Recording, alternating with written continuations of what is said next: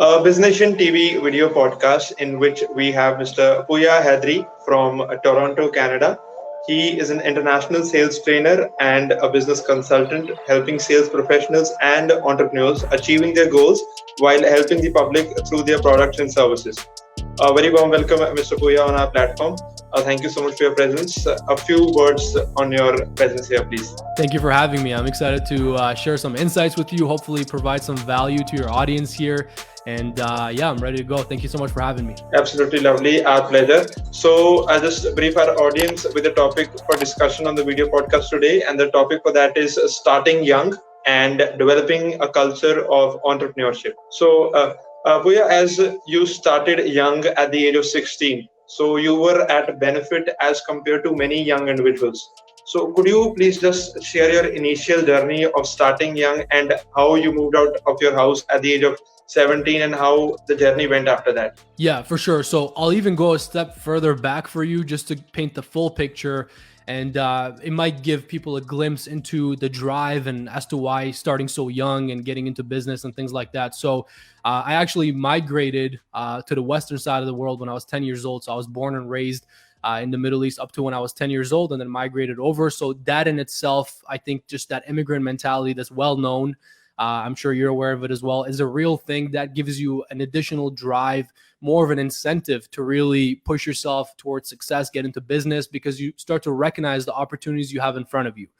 Somebody who comes from a different part of the world to a completely new side of this world and starts to see different opportunities, you start to realize and compare and contrast, between where you were and where you are. So I think that in itself puts you in a real place of gratitude for all the opportunities you have. And it almost makes you feel like I can't not take action. I can't not pursue success because I have these opportunities in front of me. So I think that was very evident to me from a young age. And I knew from 13, 14, 15 years old that I want to get into business. I knew business was the place for me. I knew that I had, partly the natural inclinations for it, but at the same time, just a drive and passion for it as well. And I knew that the goals that I have and the lifestyle that I want to create, it requires me to be in business. So, on that note, I started investing in myself, reading books, and started to really expose myself to business conferences, seminars, things like that at 15, 16, 17 years old. And as I'm brushing shoulders with very successful people and I'm meeting people and I'm learning and my mind is expanding at that young age, I realized that one, I need to be completely financially independent. And the only way that's going to happen is by essentially throwing myself into the fire. I just knew that playing it safe is going to be a longer journey, a longer path. For some, that may be the better option. For me, knowing myself and how I operate best, I knew it's best if I just throw myself into the fire. So I moved out at 17 years old and been financially independent and living on my own ever since. And that allowed me to really mature, really grow. And it just set up the stage for my next steps. And back to your topic of starting young, I think that definitely is an advantage. It's definitely a real advantage. And if you can start young and start to educate yourself and put yourself in positions where it's uncomfortable, but it's causing you to grow, I think that can be of huge value to you down the line for sure. Definitely. So as you talked about grasping opportunities at early age, when you have an opportunity in hand, it is also very important to have a good mentor with you. So you were mentored by a very well-known name, Jim Rohn. So how important do you think it is to have a mentor for a thriving and a growing entrepreneurial journey? Yeah, I think it's everything. I don't even know if it can be done the other way. And I don't think anybody doesn't have a mentor. And whether you know it consciously or it's just unconscious, everybody has mentors. Everybody has people that they're influenced by, whether you like it or not. If you're watching the news, if you're watching movies, you have people you're influenced by, right? You want to be like that person. You have people you look up to. Everybody's ideas of success get formed and shaped by those who came before us. There's a very famous quote, "We stand on the shoulders of giants." That's always true in any industry for everybody. So, some people consciously choose and, pick and choose their mentors and know who they're learning from. Others just happen to unconsciously or subconsciously be mentored and not even know it. So regardless, I think mentorship is absolutely critical. And I would argue it's not even an option. Everybody is mentored by somebody. That being said, yes, for me, I was very lucky to come across Jim Rohn. He was a business philosopher. So it was business lessons weaved in with philosophy. And I'm sure you can see how valuable that is for a young man coming up and just Mhm. getting to really think of the world differently and think about yourself differently. A lot of his philosophies were around taking responsibility. He has famous quotes like, "Don't wish it was easier, wish you were better." It's a lot of taking responsibility, right? He says, "Don't wish for a better sale, wish you were better, wish you had the skills." It's all that type of philosophy. So it really allows you to think in the way of, my life is in my control. What I do is in my control. I create my reality. I create my future. So I need to do the right things. I need to, get better. I need to equip myself. And one of his biggest quotes that you might even go there, but I'm just going to bring it up in advance, that changed the direction of my life. I mean, quite literally changed the direction of my life was, he says, formal education will make you a living, but self-education will make you a fortune. That Right. stood out to me, obviously, at 16, 17 years old. And I knew right then and there, I'm not going to be pursuing school or formal education. And I did go to university. I did 1 year. But to be completely frank with you, it was just for the experience. I knew that I'm going there only for 1 year of experience, for the fun of it, for the experience of it. And then I'm moving on and going back right into business because I was already in sales roles and already very exposed to business. So I knew from a very young age that I want to pursue self-education. And one of my other favorite mentors, Charlie Munger, Warren Buffett's business partner. He's, I think, 97 years old now, worth a couple $1 billion. He always says learning is a lifelong journey, right? And that's something I've learned from him as well. And he says, enjoy the process along with the proceeds. So you can enjoy the money and the success and achievements and everything else, but enjoy the process as well, the day-to-day, how you're living. And he talks about learning being a lifelong journey, and he's 97 years old and still getting better, still getting sharper. So that's inspiration to me. So combining all those lessons from these different mentors, and of course, Jim Rohn being the first one, I just decided to pursue the path of self-education. So to tie this in with your original question, I got into, getting mentors, getting access to books, to courses, to programs. I would travel a lot. When I was 23, I made a commitment to myself, and that's the year I tripled my income into multiple six figures. That doesn't happen by accident. I made a commitment to myself that every single quarter, I'm going to make one major investment in myself. And I did that. So one quarter, I flew to St. Louis, Missouri for a business conference. Next quarter, I would fly to Florida for a business conference. And then I would, work with a mentor. I would invest in a course. I would invest in myself. So constantly pursuing this path of self-education is, I think, a requirement if you want to be successful in life.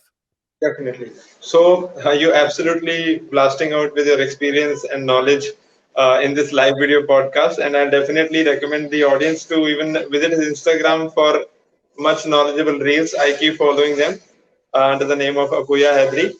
So you talked about mentorship, you talked about various mentors, and you also shared various quotes of your mentors.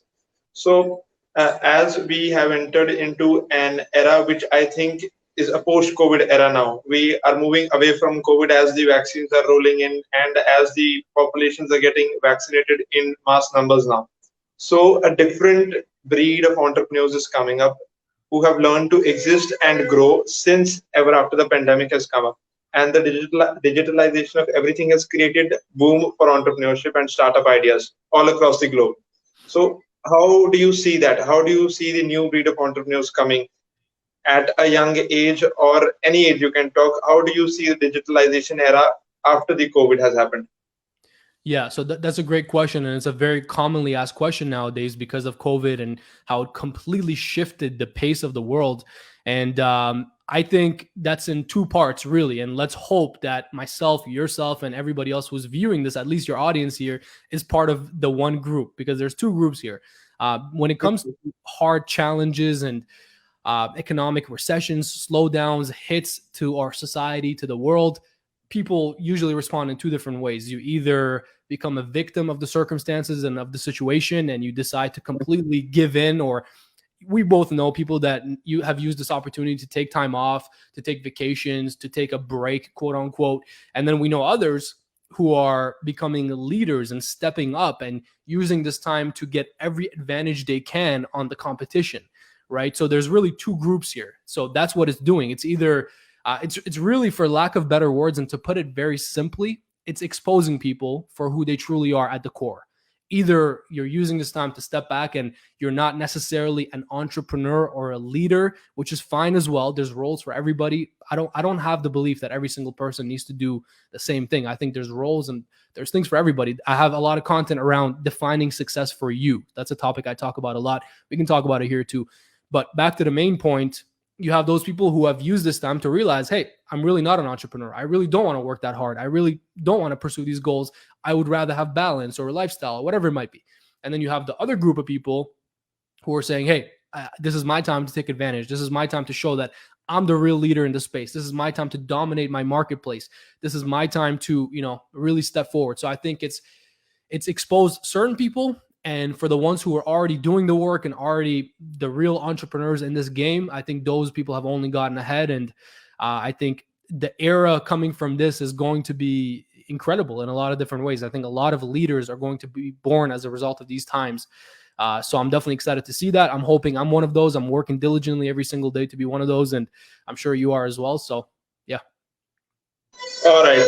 So just give me a second. Actually, there's a disturbance in the back. I'll just be back. No problem. So sorry to keep you waiting in between. Actually, there was some noise coming in the background. So you just answered some of the serious questions relating to this podcast. Now we'll move on to a lighter side of things, specifically mentioning the this or that around with the corporate Sadar. So I have some set of questions in that round, and I'll be asking those, and I'll expect a few short questions a few short answers from your end for that. So firstly, mentioning, are you a morning person or a night person? Do you prefer working in the morning or in the night? So I can give you a real direct answer to that, or I can give you the longer answer to that. I've actually. I prefer the second one in that. I prefer the second one in that. The direct answer? No. A long answer. Okay. I think it can be a diplomatic one. Perfect. Okay. Well, so I'm very into, looking into my health and fitness, longevity, biohacking, and things like that. So I'm constantly working on that process. So that's one thing in its own. But I actually did some genetic testing, and it shows you a lot of your traits, your natural traits based on your genes and sequences and things like that. And it shows that I'm right in between, but more leaning towards a night person. So that's the actual data. If I had to tell you from my own life experience, I was always a night person, but through habit, discipline, and a lot of pushing and trial and error, I've become a morning person. My aim is to be up at 5 a.m. every day. So I would say nowadays morning person. Definitely, because every time we plan to talk or schedule a meeting, you're up at night with all the meetings running in the back end.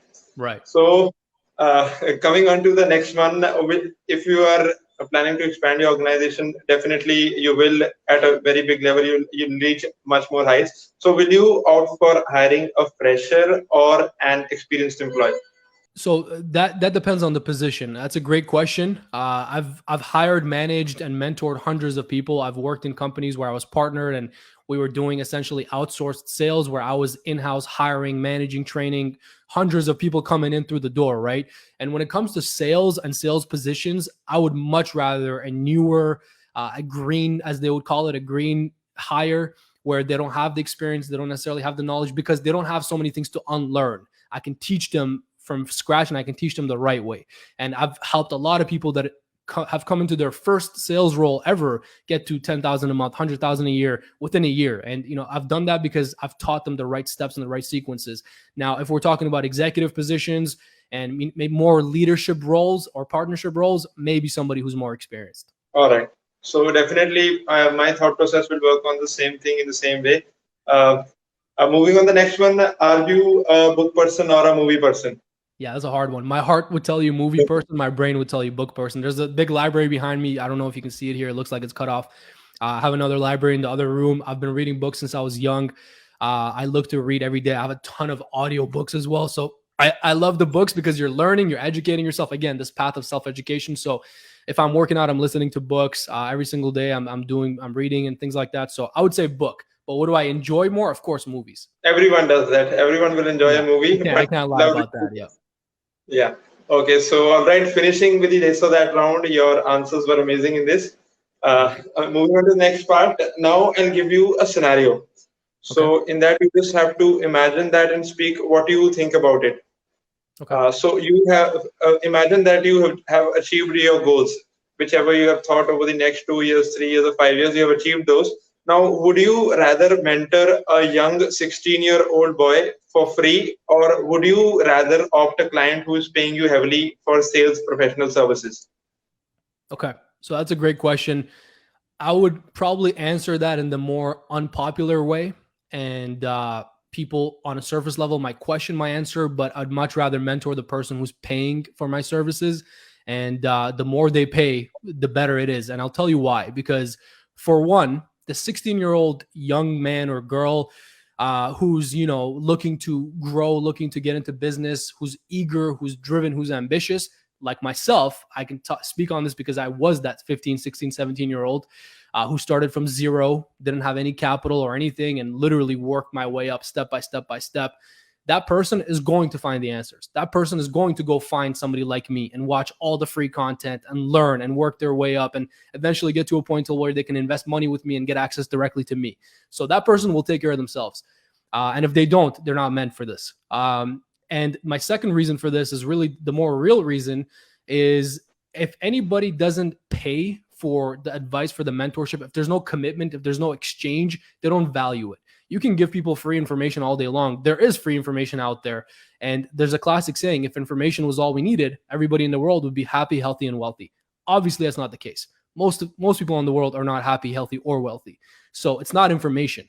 It's valuing that information. It's getting the right information for you and your scenario, and then executing on that information, which requires accountability. To have accountability, you need to have commitment and buy-in. So for me to get somebody's buy-in, somebody's commitment, they have to exchange something, their time, their money, their resources, for them to really commit to it.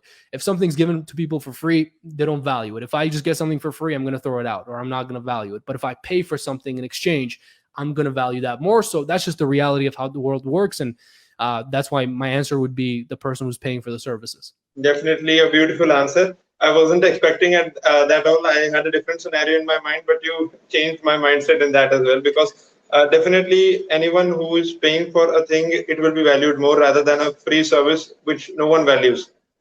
Right. So I mean, people are watching content on business and entrepreneurship on YouTube all the time, for example. And most of those people, a year from now, 3 years from now, 5 years from now, are in the same place. As opposed to somebody like myself, who's exchanged at this point, I don't even know the number, but a lot of money for mentors, for courses, for programs. And I've gotten direct access. I've gotten the right information that I needed. I've asked my direct questions that are going to help me get to my next level, not just some generic advice on YouTube, right? So what's free is often free for a reason. You're getting the same value. Yeah, I got your point in that. And it has changed my mindset in that thinking as well, because definitely no one values the content which is free of cost. Everyone who is committed to achieve something will definitely pay for it and also wear the services. Right. So moving ahead in this, if we have a young entrepreneur watching us right now, how will you inspire that young entrepreneur to keep that fire within themselves to consistently work towards their objectives over the years with the same mindset, with the same fire, and with the same goal in the vision? It can take years, but what should be in their mind to keep working on that? Great question. I would love to answer this with two different answers if you allow me to, if you have the time, and if we can go a little bit deeper, because this is an area that I personally struggled in for years, even as I was making money, even as I was successful and moving up the corporate world and in sales and into management and executive roles. It's something that I learned later. So I would love to highlight this for people, and hopefully it sticks. If there is a young entrepreneur or any kind of entrepreneur watching this, you're young at heart. That's all that matters. If you're learning and absorbing this and applying it to your life or your business, it should pay off for you no matter your age. One thing that I always talk about is a concept called aggressive patience. You've definitely seen this on my social, on my content, on my YouTube videos, whatever it might be. That concept of aggressive patience is something I had to learn along the way, because I had the aggression, I didn't have the patience. Somebody like myself, others might be too patient and lenient and not have the right aggression and the right work ethic, right? So it could be either way.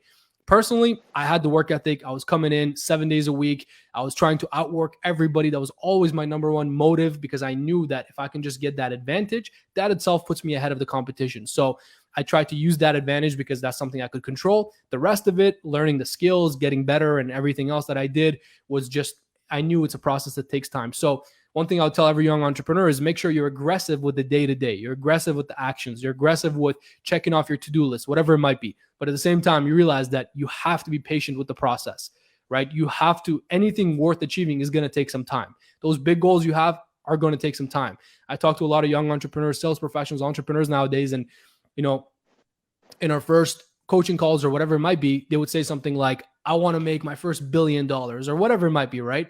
Every single time I have to bring them down to reality, and I have to explain to them that your goals are going to happen in increments, in steps. And we need to get you to this milestone first before you can even consider that. So it's good to be aggressive, but channel that aggression into the day-to-day, and then understand that with the process, you have to be patient. And you can really best see this concept in the investment world. If you look at it, the investing space, you look at the greatest investors of all time, let's just say the likes of Warren Buffett, Ray Dalio, Charlie Munger, Monish Pabrai, who's actually Indian as well. You might know him. He has I believe it's the Dakshana Foundation, and he's a very well-known investor.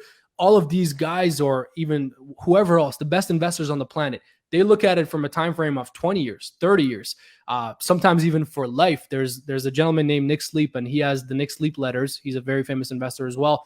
And one of the main points he made in those letters is, if you start to, as an investor, look at the investment as the entrepreneur does, so as the actual business owner does, and you look at it as a lifelong process, you're going to be in that business that you invest in for life. Those are the people that reap the biggest rewards, that have the most advantages and benefits down the line.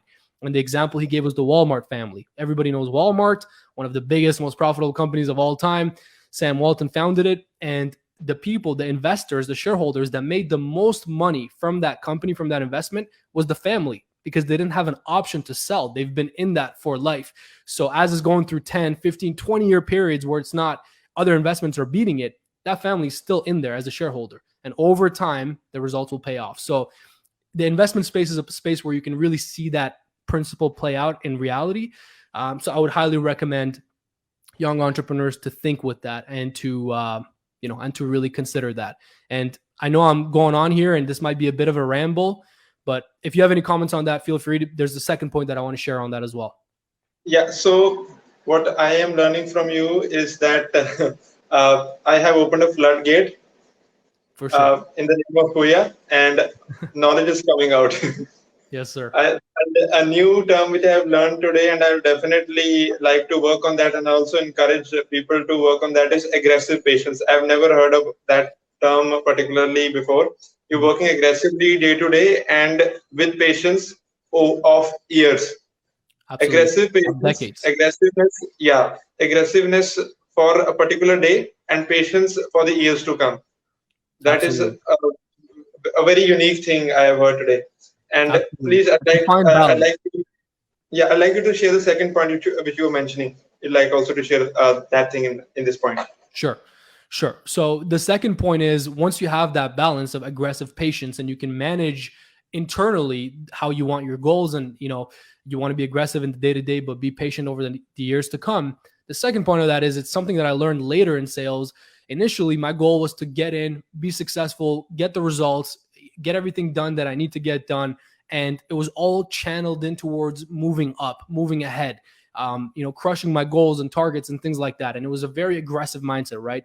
Where it almost didn't matter what the vehicle was. It didn't matter what the industry was, what the product was, which is why I directly worked in 7 different industries. Nowadays, I work with sales professionals and entrepreneurs in all kinds of industries, from fashion to finance to affiliate marketing to drop shipping to auto sales to health and fitness to online space, offline space. I'm working with clients from all over, so I'm exposed to every different industry there is. But myself directly working, I've worked in 7 different industries as well. And the reason I was able to go into so many different industries that are completely irrelevant to each other and still be successful is because it was a conscious decision that I made, that the vehicle is irrelevant to me. I just want the success and the goals that I have. I just want to accomplish my goals, and whatever vehicle gets me there, right? Now, one, I guess, evolution I've had in that process, how I've grown from that, and I would love to share that with a younger entrepreneur, is I've learned that to be successful, again, over the long term, and again, you can probably tell my mindset has shifted from aggressive day-to-day to now thinking more long-term with everything, playing the long game. So as I'm thinking nowadays, over the long term, to be successful, you have to have longevity. To be successful in anything, you have to have longevity. The most successful people you see in any space, in any industry, have been in it for a decade or more, right? You just see the results today. They do one thing or one business or one decision, or the athlete who has one moment and goes viral, right? You see that one moment, but they've been training for that their entire lives. If you go back on the backstory, you'll see a lot of their parents, their family was in the same business, was in the same space. They got involved when they were 5 years old. Like, if you look back at the story of a lot of people, there's really no mistakes. If you look at the stories of people like Elon Musk and look at what his parents did, look at the stories of Bill Gates from Microsoft, look at Warren Buffett, his dad was a stockbroker. Like, if you look at these things, you'll realize that there is no mistakes. Success leaves clues, and there's a real pattern to it. And these people have gone through the years and years and years. So to be successful at anything, it requires longevity. To have longevity, you need to be passionate for that thing in that space. If you don't have passion, there's no way you're going to last. It's too hard. Entrepreneurship, success, work day to day. At some point, you're gonna have a breaking point. You're gonna break. So to be in anything for a long term, you have to have passion for it. And to be successful, you need to be in it for the long term. So to reverse engineer that, if we go backwards step by step, that means if you really want success, you have to figure out a space, a niche, an industry that you have real passion for, that you can get into, that you genuinely love, you'd want to be in. And then that way it's going to allow for you to be in there for the long term. As you're in there for the long term and you get better, you have success. And to sum this up beautifully, Warren Buffett says, I tap dance to work. And, he says, I've never worked a day in my life since I was 11 years old. I think he invested in his first stock when he was 11 years old. And he's 94 now, 92 or 94, worth over $100 billion. And he says, I just tap dance to work. I still love it. And he still works to this day because it's not work. It's passion that allows for longevity, that allows for success. And that was the second point I wanted to make there. All right. So you mentioned about success. You mentioned about passion. You mentioned about aggressively working towards their goals with patience. Now I slightly want to move on a personal side of things in your life. Not too personal. I just want to ask that if you are married, what do you think a relationship can impact a person's life in his journey of being successful or getting steady at that point of time in life? Can a good or healthy relation make a person successful, or can it make it steady? What are your thoughts? If you are married or if you're in a relationship, whatever it can be, what are your thoughts on that? Yeah, so I am in a long-term relationship and everything's great, and I'm not married just yet. But I'll give you my thoughts on that. And most of the successful people that I know in sales and in business, in the entrepreneurship space, have a partner. They have a strong partner who's a core for them and who's a solid base where they can bounce off of, and they can really hold each other accountable, and they can really push each other to heights that probably would be hard to do alone. So I'm a big proponent of that. I believe in that. I think for most people, again, it depends, because it really depends on you and how you operate in your nature.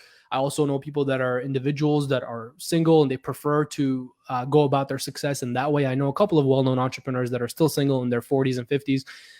But again, I think part of that is cultural influence on me as well, because of the culture I come from and the influence there. And I feel like just from my own personal experiences, being in a long-term relationship since I was very young, and how that has helped me, how that has shaped me, the why and the motivation and the drive that has given me, I'm a big proponent of that. And I feel like you need a tight circle and core around you, whether it's really good friends, one or two friends that are really true friends that are holding you accountable to your goals and your successes, or it's your partner. Or it might be a business partner, but I think success is not a one-person game, and I think you definitely need support, accountability in that process for sure. And that can also vary from person to person, that how one person reacts to a situation or a relationship or a particular friend in general. As we conclude today's video podcast with you, Pouya, anything you'd like to add on for this? Yeah, I mean, in conclusion, there's nothing really I'd like to add on. What I would encourage everybody to do is, if anything, go back and re-listen to the podcast again, because there's no need to add on more information. I think there's enough information in there that if somebody was to take that and apply it, it's real tangible advice that could actually make a meaningful difference in your life, personal life, or in your sales career, or in your business. So I would recommend people to always revisit and rewatch and re-listen and reread the same stuff until it becomes second nature and until they apply it. But that's really it. I hope I was able to bring some value. I hope people got some takeaways from that. And, I hope you enjoyed the conversation. And people know where to find me. It's Pouya Haidari on all platforms, same name. So you're more than welcome to look me up. And if I can be of any more value to you and your audience, I would love to. It was great having you. Not only the audience, I also learned a lot of things through this video podcast. Thank you so much for joining in. And I'll definitely tell our audience to go follow Pouya Haidari on his Instagram account. And I will also be soon uploading this video podcast entirely on the IGTV. And I will share the links on with you as well. Right? Awesome. So Sounds great. thank you so much. Thank you so much for joining. A good night from India and a good morning at your place. Wishing you all the best in all your future work. Likewise. Thank you, brother. Appreciate it. Thank you so much.